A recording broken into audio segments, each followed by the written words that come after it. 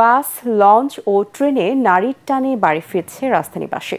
অন্যবারের তুলনায় এবারের ঈদ যাত্রা কিছুটা স্বস্তিদায়ক হলেও দূরপাল্লার বাসে 1.5 গুণ ভাড়া আদায়ের অভিযোগ যাত্রীদের। বেশিরভাগ ট্রেন নির্ধারিত সময়ের গন্তব্যের উদ্দেশ্যে ছেড়ে যাচ্ছে, তবে আসনের তুলনায় অতিরিক্ত যাত্রী উঠছে ট্রেনে।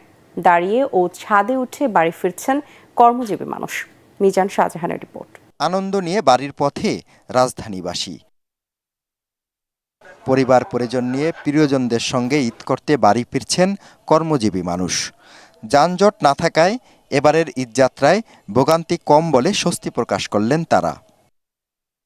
গাবতলী মহাখালী বাস টার্মিনালে যাত্রীদের খুব একটা ভিড় না থাকলেও সায়েদাবাদ বাস টার্মিনালে দক্ষিণবঙ্গগামী যাত্রীদের ভিড় দেখা যাচ্ছে।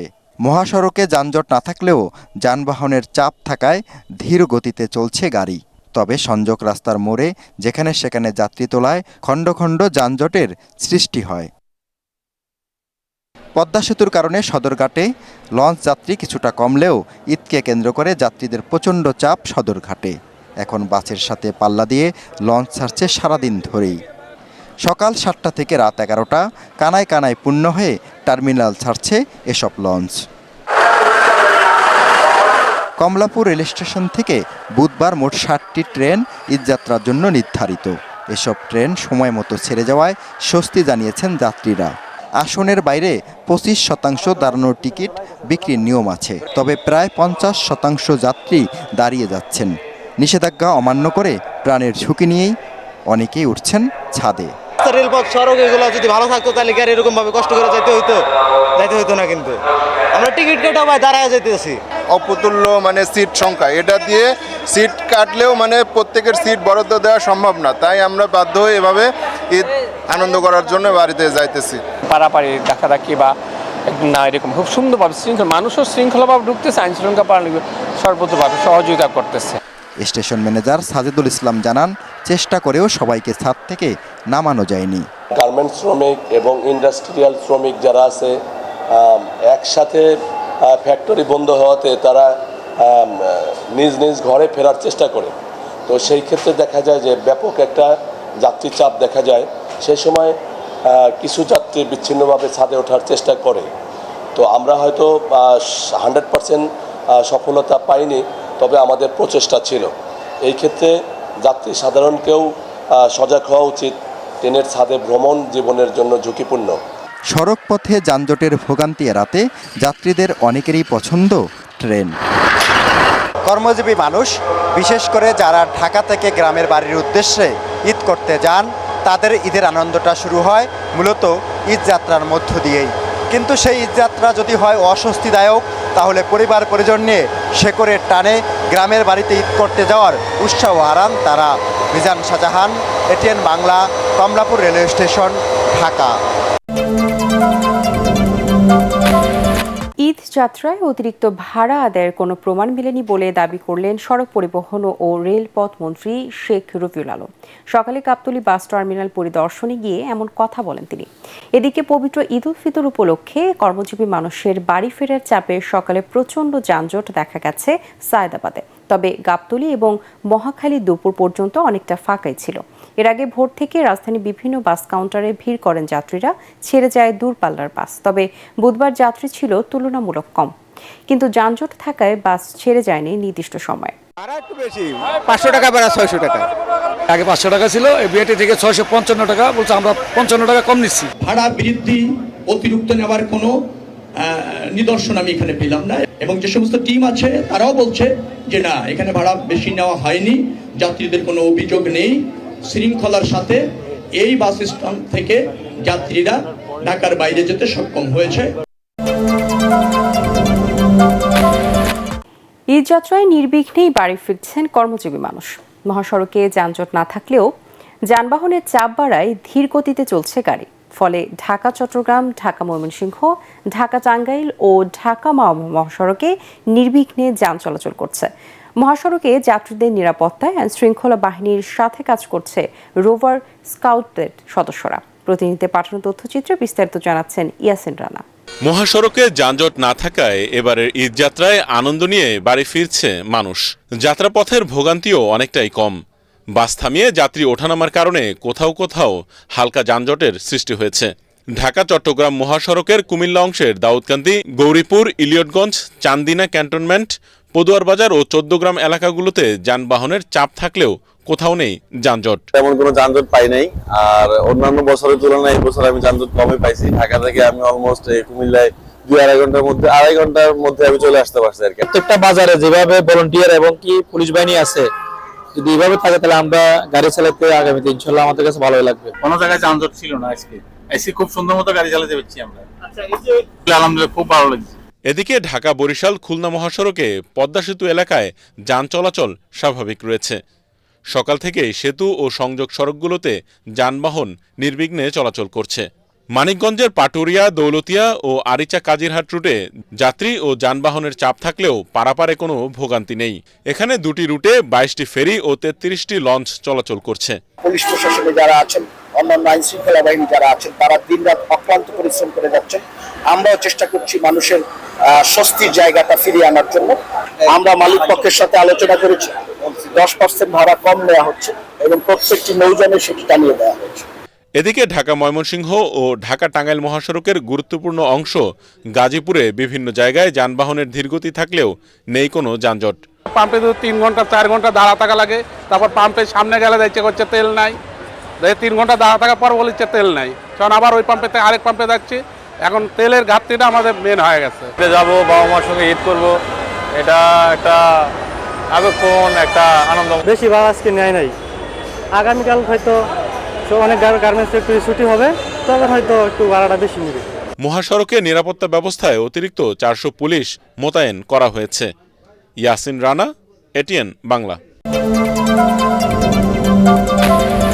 রাজধানীর বাংলা কলেজ এলাকার ভাসমান চা বিক্রেতা 6 বছরের শিশু ফাতেমা ও তার নারীর জন্য ঈদ উপহার পাঠিয়েছেন প্রধানমন্ত্রী ও বিএনপি চেয়ারম্যান তারেক রহমান। মঙ্গলবার সন্ধ্যায় তালতলা এলাকায় আমরা বিএনপি পরিবারের নেতারা এসব উপহার পৌঁছে দেন।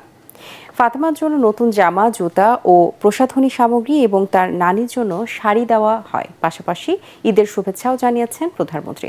সংগঠনটির সদস্য সচিব মোকসেদুর মমিন মিথুন সহ স্থানীয় নেতারা এই সময় উপস্থিত ছিলেন। কিছুদিন আগে বাংলা কলেজের সামনে ভাসমান চা দোকানে ফাতেমা তার নানিকে সহায়তার সময় রাস্তা পারাপারে আহত হয়। পরে একজন পুলিশ সার্জেন্ট তাকে প্রাথমিক চিকিৎসা দেন। ভিডিওটি সামাজিক মাধ্যমে ছড়িয়ে পড়ার পর বিষয়টি প্রধানমন্ত্রীর নজরে আসে।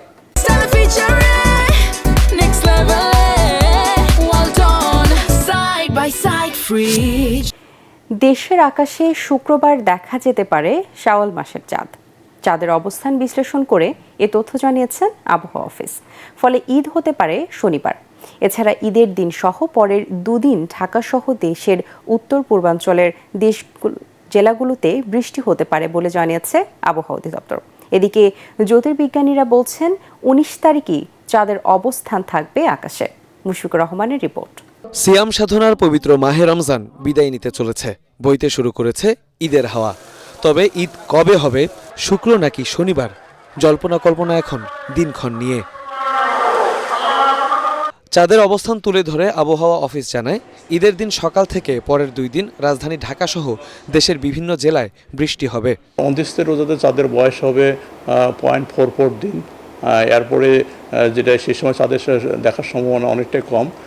যেটা 30 রোজাদের ক্ষেত্রে চাঁদের বয়স 1.5 দিনের মতো হবে, সেই সময় চাঁদটা অনেক জায়গায় দেখা যাবে। ঈদের দিনেও বৃষ্টি হবে না, রাজশাহী, রংপুর, ময়মনসিংহ, সিলেট এবং ঢাকা এইসব জায়গাতে সকালেও হালকা বৃষ্টি হতে পারে, দুপুরের পরে বিকালে হওয়ার সম্ভাবনা আছে। এদিকে বৃহস্পতিবার আকাশে ঈদের চাঁদের অবস্থান থাকবে বলে জানিয়েছেন জ্যোতির্বিজ্ঞানীরা।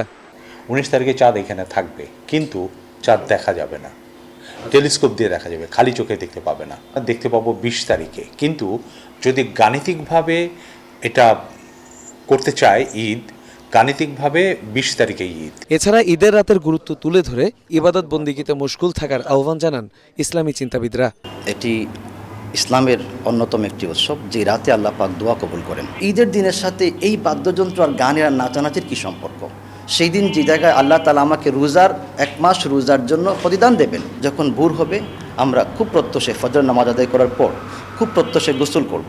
গোসল করার পর উত্তম কাপড় পবিত্র কাপড় পরবো আর ঈদ নামাজের আগেই সদকাতুল ফিতরটা আদায় করে দেব। বিশেষজ্ঞদের মতে 21 মার্চ শনিবার পবিত্র ঈদ উল ফিতর উদযাপন হবার সম্ভাবনা বেশি। মুশফিকুর রহমান, ATN বাংলা, ঢাকা। রাজধানীর আগারগাঁয়ে পুরাতন বাণিজ্য মেলার মাঠে ঈদ জামাতের ব্যবস্থা করেছে ডিএনসিসি। সেখানে একসাথে 10,000 মুসল্লি ঈদ উল ফিতরের নামাজ আদায় করতে পারবেন। ঈদগাহ মাঠ পরিদর্শন করে ডিএনসিসির প্রশাসক শফিকুল ইসলাম খান বলেন, ঈদ জামাত ঘিরে সব ধরনের নিরাপত্তা নিশ্চিত করা হয়েছে। এছাড়া বৈরী আবহাওয়া বিবেচনায় প্রয়োজনীয় ব্যবস্থাও নেওয়া হয়েছে। সকাল 8টায় একটি মাত্র ঈদ জামাত অনুষ্ঠিত হবে, তবে গত বছরের মতো কোনো আনন্দ শোভাযাত্রা কিংবা মেলার আয়োজন করা হবে না বলে জানান তিনি। 10,000 একসাথে নামাজ আদায় করতে পারবে। তারপরেও যদি আরো মুসল্লিরা উপস্থিত থাকে, পিছনে খোলা জায়গা আছে, সেখানে আমাদের সকল কার্পেট কিংবা ত্রিপল রেডি থাকবে। এখানে বৃষ্টির একটা আবার আছে, শনিবার দিন যদি ঈদ হয়ে যায় কিংবা শুক্রবার ঈদ হয়, সেখানে বৃষ্টি হওয়ার একটা সম্ভাবনা আছে। তো বৃষ্টি হলে সেই ব্যাপারে আমরা প্রস্তুতি নিয়ে রেখেছি, যাতে নামাজ আদায় করতে গিয়ে কোনো মুসল্লিদের কোনো বিঘ্ন না ঘটে। শীর্ষ 2 নিরাপত্তা নেতার হত্যাকাণ্ড ঘিরে প্রতিশোধ নিতে শুরু করেছে ইরান। হামলা পাল্টা হামলায় কাঁপছে পুরো উপসাগরীয় অঞ্চল। তেহরানের সামরিক সক্ষমতা পুরোপুরি ধ্বংস না করা পর্যন্ত অভিযান চালিয়ে যাওয়ার ঘোষণা দিয়েছে ওয়াশিংটন। এই ঘোষণায় তীব্র বিভাজন নেটো দেশগুলোর মাঝে। একই সাথে রাশিয়া ও চীনের কড়া সতর্ক বার্তা সংঘাতে তেলের দাম পৌঁছাতে পারে নজিরবিহীন উচ্চতায়। জাহিদুল আলমের রিপোর্টে থাকছে বিস্তারিত। ইরানের সর্বোচ্চ জাতীয় নিরাপত্তা পরিষদের প্রধান লারিজানি এবং বাসিজ ফোর্সের কমান্ডার গোলাম রেজা সোলাইমানের নিহতের কথা নিশ্চিত করেছে ইরান। দেশটির রাষ্ট্রীয় সংবাদ সংস্থা ইরনা এ খবরের সত্যতা নিশ্চিত করে একে সন্ত্রাসবাদী হামলা হিসেবে আখ্যা দিয়েছে। এই হত্যাকাণ্ডের কয়েক ঘন্টার মধ্যেই পাল্টা আঘাত শুরু করে ইরান। বিপ্লবী গার্ড বাহিনী স্পষ্ট জানায়, 2 নেতার হত্যাকাণ্ড তাদের মনোবল ভাঙতে পারেনি, বরং পাল্টা আঘাতের তীব্রতা আরো বাড়িয়ে দিয়েছে। এদিকে হরমুজ প্রণালী মুক্ত করতে আমেরিকাকে প্রতিশ্রুতি দেয় ইসরায়েল ও সংযুক্ত আরব আমিরাতে কয়েকশো মিসাইল ও ড্রোন ছুড়েছে IRGC। ব্যাপক ক্ষয়ক্ষতি ও হতাহত হয়েছে দেশ দুটিতে। বিবৃতিতে ইরানের পররাষ্ট্রমন্ত্রী বলেন, এসব ঘটনার দায়ভার পুরোটাই যুক্তরাষ্ট্রের। এদিকে তেহরানে হামলার পর মার্কিন প্রশাসন একে প্রতিরক্ষামূলক পদক্ষেপ হিসেবে বর্ণনা করেছে। হোয়াইট হাউস থেকে জানানো হয়, ইরানের ক্ষেপণাস্ত্র সাইটগুলো পুরোপুরি অকেজো না হওয়া পর্যন্ত অভিযান থামবে না।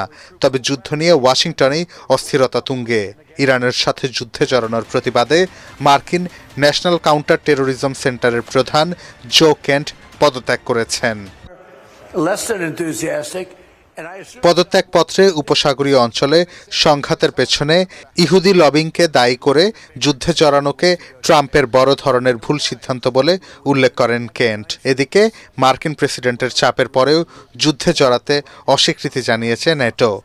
অন্যদিকে রাশিয়া ও চীন সতর্ক করে বলেছে, উস্কানিহীন এই আগ্রাসন পুরো বিশ্বকে ভয়াবহ ঝুঁকির দিকে নিয়ে যাচ্ছে।